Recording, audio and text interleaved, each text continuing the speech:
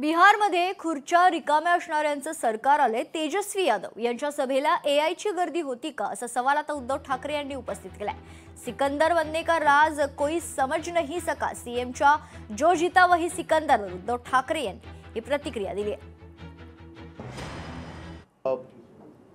आपले कोण मुख्यमंत्री म्हणालेत ना, जो जीता वो सिकंदर, लेकिन वो सिकंदर बनने का राज वो कोई समझ नहीं सका आज तक।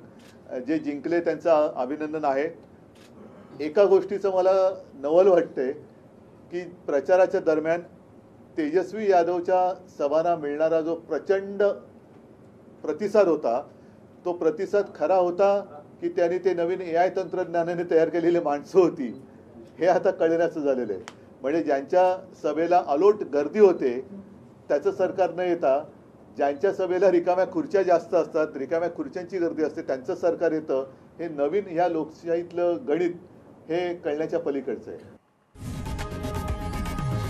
लोकशाही मराठी ऐका, पहा, जागरूक रहा।